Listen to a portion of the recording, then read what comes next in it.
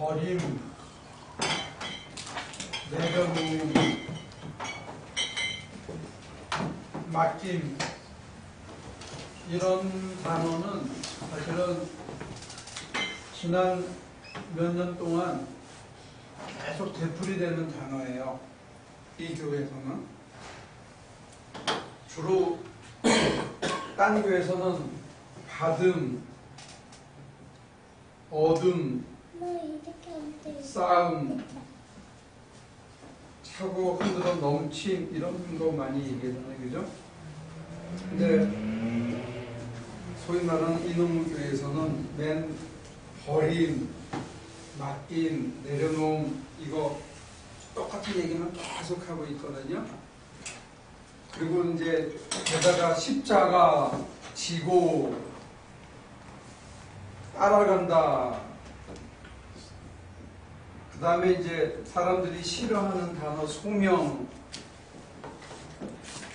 이거는 전도사들이나 목사의 전유물 이렇게 생각했는데 여러분 전부가 소명자다. 베드로전서 2장에는 여러분들이 왕같은 제사장이다 이렇게 얘기합니다. 여러분 모두가. 그리고 예수님과 더불어 성전의 모퉁이 돌이 되라고 불렀다 이렇게까지 아주 직접 나오고 거룩해지라고 불렀다. 이게 하나님의 이름이거든요. 그러니까 하나님의 품성의 회복이라는 이야기는 만약에 전문적인 언어로 치면 이쪽은 인성이고 이쪽은 신성이에요. 인성 속에 신성을 충만히 하는 게 이게 부르심의 목적이 되는 거예요. 그러니까 너희 아버지가 온전한 것처럼 너희도 온전해라 는 이게 피해갈 구멍이 많은 은유적인 표현인데 너희 아버지가 거룩하신 것처럼 너희도 거룩해라 하는 거는 피해갈 구멍이 적어요. 게다가 너희가 하나님의 족속이요 하나님의 그러니까 하나님과 동일해져야 된다 이렇게 되면 아주 막 거부감이 생길 정도로 뻑뻑한 얘기를 하는 거예요. 근데 불교에서는 자우전 날라리 신자에서부터 완전히 헌신된 신자에 이르기까지 그 사람들이 얘기하는 건 딱 하나예요. 성불하십시오. 그 사람들은 부처님이 되십시오 이렇게 얘기하는 거예요. 너의 본성을 깨달아서 네가 부처님이 되십시오. 이게 불교 얘기고 기독교는 이 얘기를 사실은 많이 안 했어. 누구 이유로? 종교개혁가들 이후로. 종교개혁가들의 공통된 목적이 뭐냐면 성화예요. 성화. 이 성이라는 게 거룩할 성자예요. 성화되어지는 것, 이게 신앙의 목표예요. sanctification이라는데 saint. 이 saint라는 것 자체가 holy라는 뜻이에요. holy. 신앙의 목적이, 신앙의 목표가 뭐냐? 우리가 거룩해지는 데 있다고 보는 거예요. 그래서 켈빈의 기독교 강요 제3권은 이렇게 두꺼운데 첫 시작부터 십자가에 매달려서 날마다 거룩을 도모해야 된다. 이렇게 첫 줄에서 그렇게 시작해요. 장로교예요. 예정을 얘기한 데는 장로교의 전체 내용이 그래요. 그 다음에 웨슬레는 거룩하게 살다가 거룩하게 죽는 게 대학생 때부터의 신앙의 목표였고 그거를 교리화시킨 게 감리교예요. 감리교의 가장 목표는 성화에 있어요. 성화. 우리가 거룩해짐에 있다는 거예요. 근데 이게 우리 한국교회에서만 한동안 안 들려진 게요. 여러분들이 신앙생활 하시는 동안에 지난 한 20년 동안 잠시 책상 밑에 숨어있던 단어입니다. 그래서 지금 제가 교리사를 가르쳤거든요. 한 10년, 15년 동안 샌프란시스코 신학대학원에서 교리사를 쭉 가르치고 조직신학을 가르치다 보니까 제가 기독교 전통에 대해서 공부를 하게 된 거예요. 제가 박사과정에서는 그 공부를 잘 못했어요. 교리사를. 그냥 시험만 봤지. 근데 쭉 교리사를 가르치다 보니까 이게 개신교인들의 목표일 뿐만이 아니고 어거스틴이라든지 그 위에 바울이라든지 이 맥이 이게 한 맥으로 이어지는 거예요. 그래서 오리겐으로 대표되는 이 동방교에서는 성화라는 단어를 안 쓰고 뭐라고 썼냐면 신화라는 단어를 썼어요. 하나님이 되자는 거예요. 하나님이 인간이 되신 목적은 인간으로 하나님이 되게 함에 있었다. 이게 동방교회의 그거예요. 캐치프레이즈예요. 그러니까 서방교회에서는 인간의 나약함과 연약함을 강조하는 선에서 신화라는 단어 대신에 성화라는 단어를 썼지만 궁극적으로는 거룩해지기 위해서 세속적인 욕망이나 세속적인 관심이나 세속적인 재미를 점점 버려가는 걸 신앙의 완성으로 보는 거예요. 신앙의 첫 번째 단계에서는 세속적인 목적을 추구하는 것 용납해요. 그러나 신앙이 깊어질수록 결국은 이걸 뒤로 하고 우리가 거룩함에 이르는 것, 이게 신앙의 목표였던 거예요. 근데 이게 어느 한 20년 전부터 한국 교회에서는 이게 숨어버렸어. 미국 교회에서는 탈리 이반젤리스트들의 설교에서 이게 숨어버렸어요.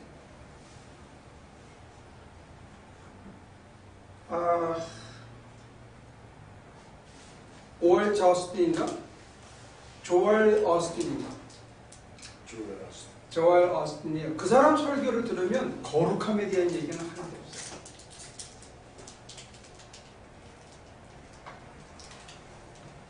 특이해요.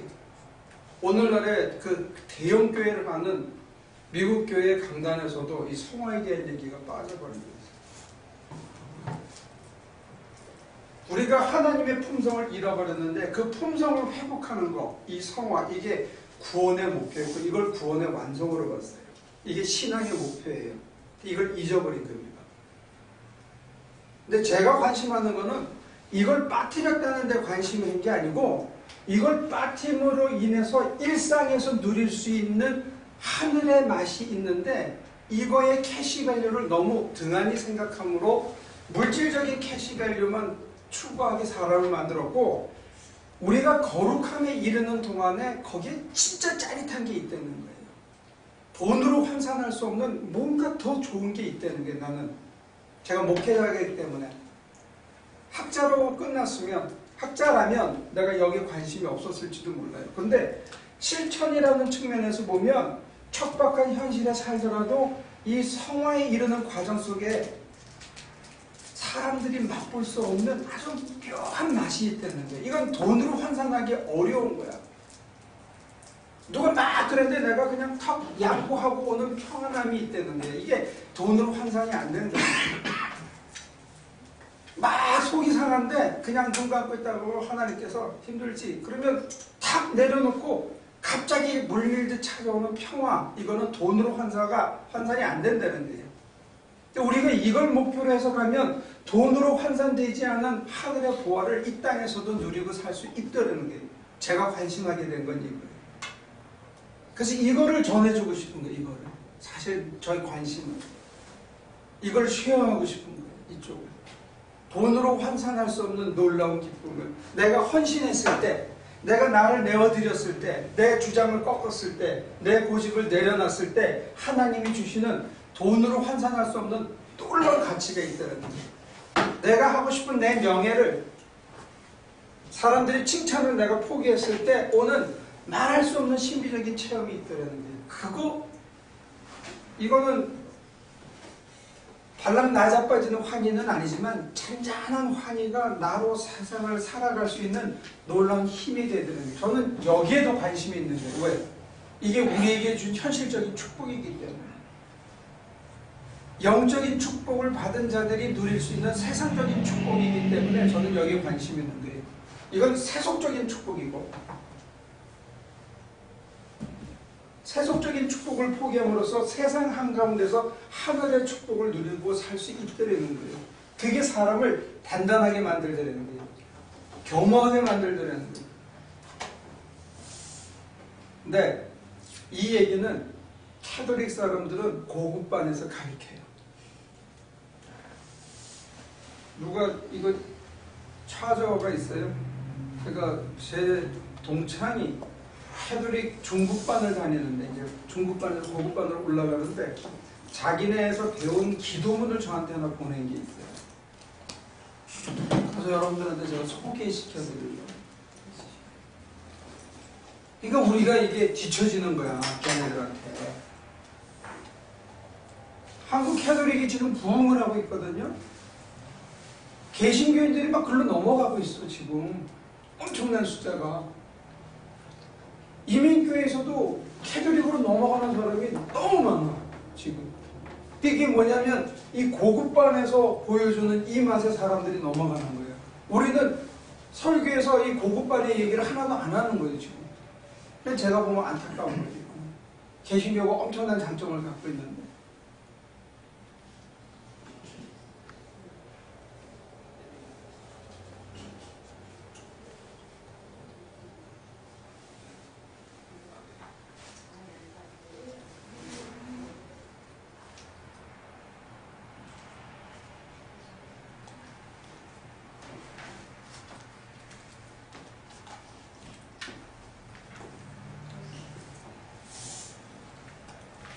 사람들이 하나님한테 순종하고 종으로 살면 자유가 빼앗기고 하고 싶은 짓, 놀고 싶은 짓을 다 포기당하니까 삶이 재미없을 거라고 자꾸 생각해요. 저는 얘기해요. 절대 그렇지 않아요.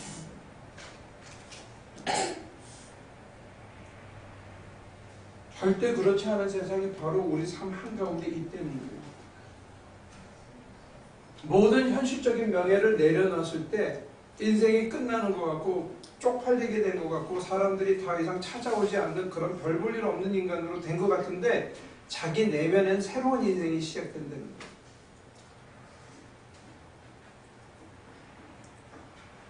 헨리 나우엔이 그 예일대학 신학부에서 영성신학을 가르치는 교수직을 그만두고 캐나다에 가가지고 요만한 2층 집을 가서 뭐 했냐면 정신박약아에게 밥 먹이는 일을 했어. 그리고 그 사람들은 매일 저녁에 테이블을 예쁘게 꾸몄어요. 그래서 6명, 8명, 12명 이렇게 해가지고 길거리에 지나가는 사람들, 노숙자들을 앉혀서 하여튼 최고의 대접을 합니다. 거기서 사람들이 인간으로서의 대접을 받으면서 삶에 다시 회복하는 그런 놀라운 변화를 아주 몇 명 안 되는 그 공동체 안에서 해낸 거예요. 그리고 그 사람이 쓴 글이 사실은 수천만 명, 수억 명한테 임팩을 미쳤죠. 우리는 이걸 교회 안에서만 이루려고 지금 길을 쓰는 거예요. 그게 우리의 지금 약점이에요. 제가 지금 하나 읽어드릴게요.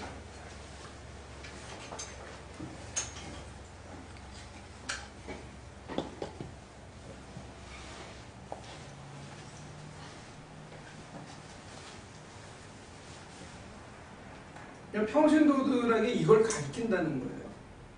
그러니까 우리가 딸리잖아요.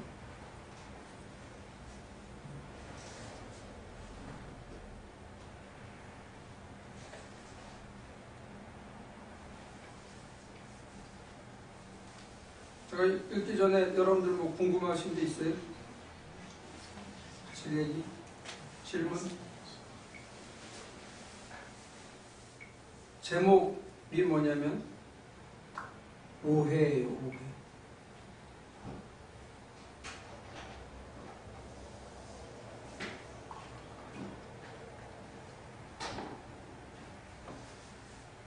제가 읽어드릴게요.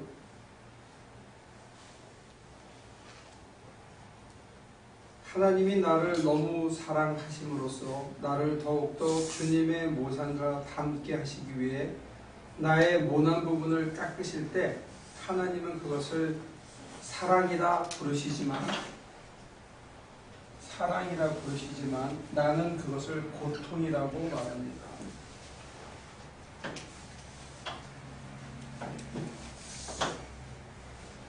다시 한번 읽어드릴게요. 하나님이 나를 너무 사랑하심으로써 나를 더욱더 주님의 모습과 닮게 하시기 위해 나의 모난 부분을 깎으실 때 하나님은 그것을 사랑이라 부르시지만 나는 그것을 고통이라고 부릅니다.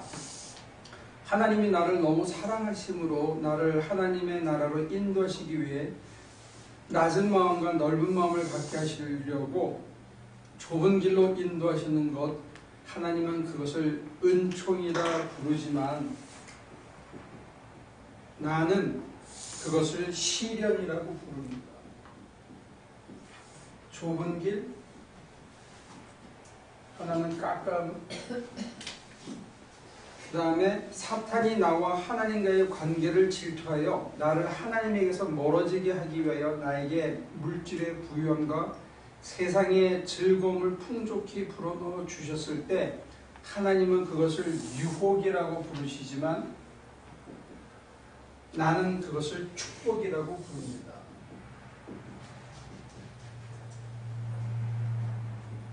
풍요와 즐거움을 하나님을 유혹이라고 부르는데 나는 축복이라고 부른다. 세상의 기준과 세상의 시선으로 하나님의 일들을 바라보기에 나는 하나님의 뜻을 알지 못한 채 그렇게 하나님의 계획과 뜻을 오해하고 잘못 받아들일 때가 많습니다. 하나님의 시선으로 하나님의 기준으로 주님의 계획하심과 뜻하심을 깨달을 수 있도록 주님께 아버지의 지혜를 구하고 나의 아둔하고 어두워진 눈을 밝혀달라고 간절히 기도합니다.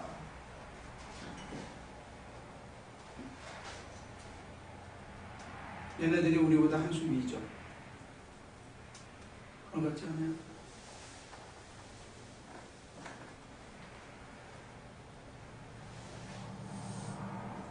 하나님이 나를 하나님의 형상으로 다듬기 위해서 택하시는 방법이 고통이에요. 우리 입장에서.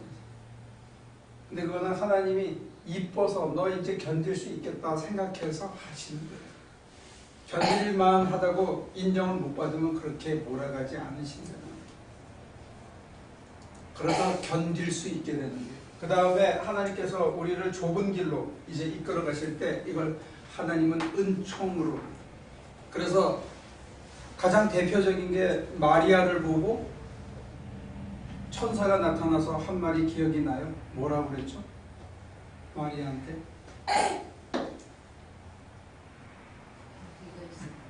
은혜를 입은 자요. 제가 남자를 낳지 못하는데 그 이후로 그의 여인의 삶은 시련이었어요. 아들이 자기 앞에서 죽는 모습을 지켜보는 그 엄마의 찢어지는 가슴을 가졌어요.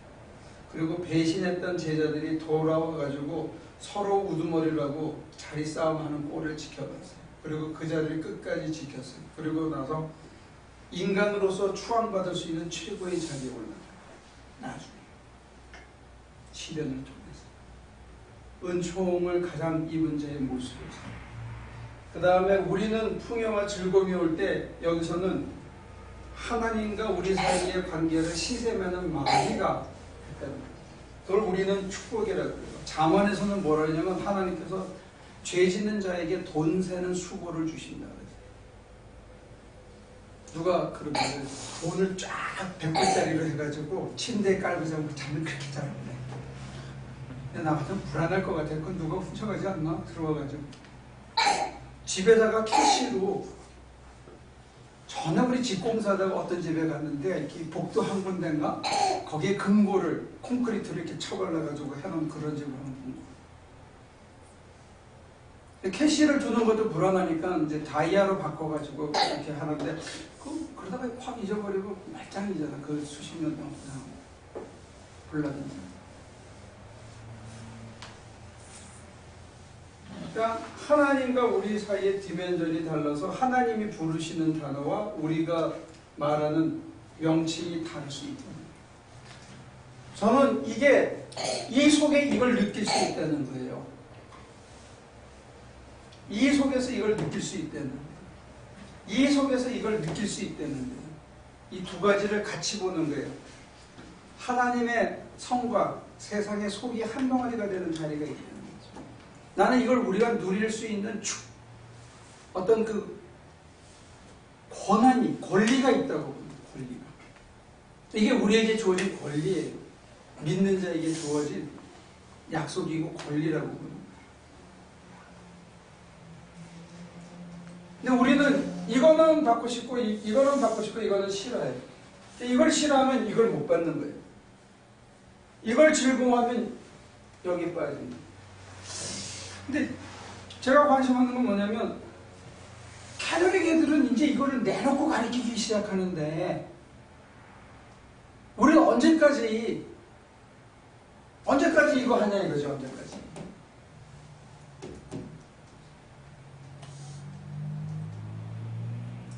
거기 계속 다녔으면 이거 가르쳐줬을 텐데. 몇 년만 더 다녔으면 가르쳐줬을 텐데.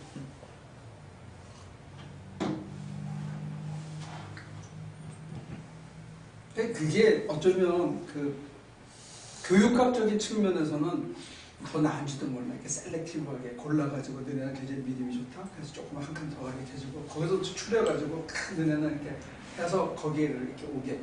우리처럼 이렇게 초상에 다 깔박여가지고 하면 이게 개신교 신학의 그 제도적인 약점도 있는 거예요. 순서가 없다는 거예요, 이게. 연공서열이 아니라는 거예요, 이게.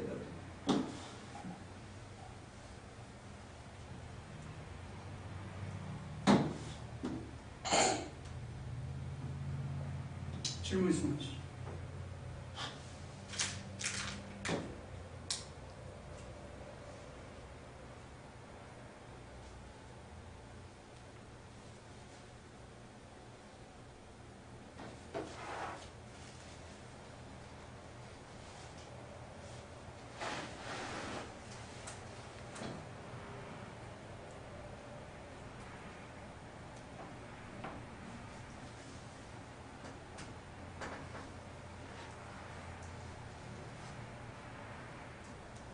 장로님은 어떻게 생각하세요?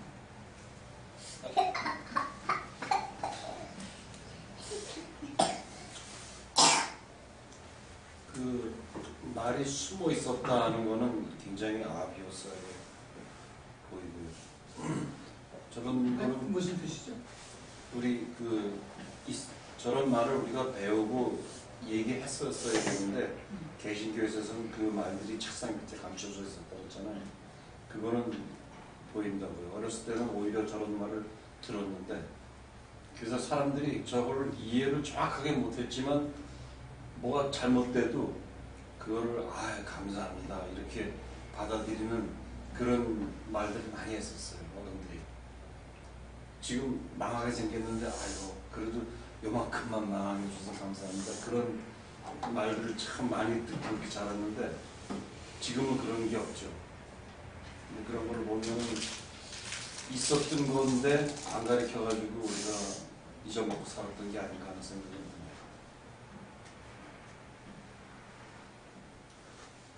캐톨릭 신자들은 어떻게 생각합니까?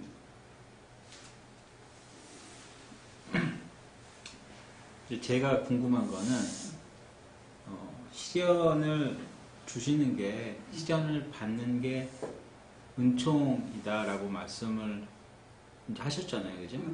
근데 거기서 조금 이해가 안 되는 거는 시련을 통해서 정말 하느님을 가까이 할 수 있는 그런 기회를 얻을 가능성이 많은 거지 모든 사람이 그렇게 되지는 않잖아요. 그러니까 예를 들면 시련을 통해서 엄마 옆으로 앉으세요. 정말 자기가 부족하고 내가 믿을 것은 하느님 뿐이고 그렇게 되면 다행이지만 어떤 사람들은 왜 나한테 이런 거를 주셨냐라고 원망을 하고 더 극단적인 선택을 할 수 있는 거거든요. 그러니까 시련을 받는다라고 하는 게 은총이다라고 할 수 있는 그런 가능성이 있는 거지만 사실 그 반대가 될 수도 있는 거라서 이해가 조금 안 되는 것 같아요. 네, 저도 공감해요. 근데 제가 그 말씀 듣는 도중에 느끼는 떠오르는 단어는 뭐냐면 타협이에요, 타협. 정직성과 타협의 문제인데 그 시련을 정직하게 시련으로 받아들이고 타협하지 않으면 은총으로 변화될 가능성이 훨씬 높아지는 겁니다. 어느 선에서 자기가 물타서 하기보다는 정말 죽을 것 같은 그 밑바닥에 갔을 때 인간의 허약함을, 내가 얼마나 추악한지를, 자기의 밑자락을 보는 거가 사실은 은총이라고 봐요. 그래서 내가 기댈 데가 없다는 거, 내가 나를 의지할 수 없다는 거, 나가 그럴듯한 인간인 줄 알았는데 내가 사실 그렇지 않다고 해야 그 밑바닥에서 진정한 항복이 나오는 것 같아요. 근데 그럴 때 사실은 아무것도 기댈 데가 없는 게 굉장히 도움이 돼요. 돈이 남아있다든지 젊음이 남아있다든지 친구가 남아있다든지 그렇게 하면 대체만족으로 타협할 가능성이 여전히 있다고. 그러니까 완전히 다 털리면 명예도 권세도 인간 관계도 친구도 형제도 돈도 다 털리면 사실은 그때 비로소 자기 밑바닥을 보기 시작해요. 내가 뭘 의지하고 살았는지, 내가 뭘 추구하고 살았는지, 내가 추구했던 것들, 내가 의지했던 것들이 나한테 어떤 리턴을 주는지를 자기가 봐야, 그러니까 그 정직성의 가장 밑바닥에 가야 은총을 보고 그 은총 속에서 우리한테 가장 소중한 것이 무엇인지 보는 초월의 시그널을 맛보는 게 아닌 것이죠. 그런 의미에서 정직성은 굉장히 중요하고 기도하지 않으면 그 밑바닥까지 안 내려가게 됩니다. 우리는 그냥 대체만족 중에는 맥주 2병, 소주 반 병, 아니면 그냥 어디 먼 데로 휙 달아나가지고 바닷가에서 넋놓고 하루 종일 앉아있는 거, 아니면 뭐 쇼핑을 가가지고 확 써지르는 거, 이런 대체만족으로 잠시 이렇게 휘젓고 말죠. 직면하지 않는다고 그런 거죠. 근데 가스비도 없고 받아줄 거지. 맥주 한 병 사 먹을 돈도 없고, 심지어는 건강마저 안 받쳐줄 때는 자기의 밑바닥을 볼 수 있다. 근데 그렇게 극심한 자리로 끌고 가려면 얘가 견디겠다 싶은 신뢰가 있어요. 얘한테 무슨 20kg짜리 배낭을 메고 어디 가자고는 안 할 거예요. 그죠? 어디 데리고 가려면 지 옷이나 뭐 물 한 병 정도 배낭만 메게 하는 거죠. 하나님이 보시기에 믿을 만한 자에게 시련을 허락하죠. 이래도 안 죽는다.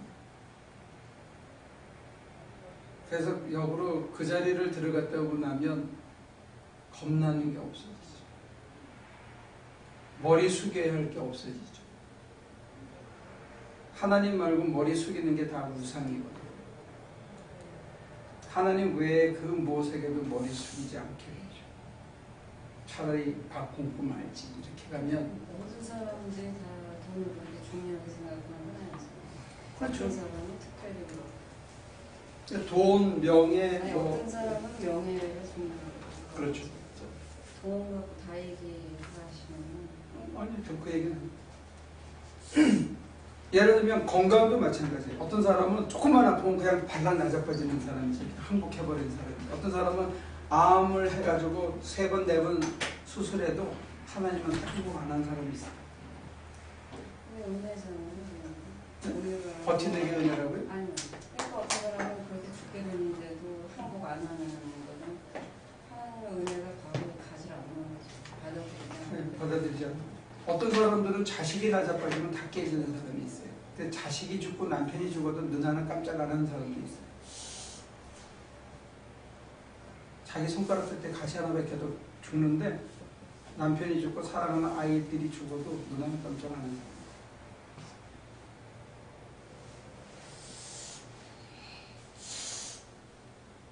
그래서 바울은 그렇게 얘기합니다.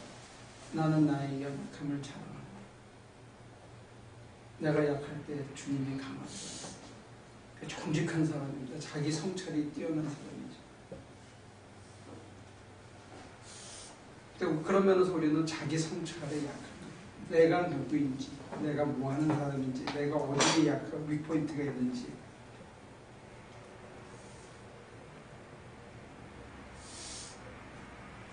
저는 그렇게 말하고 싶어요.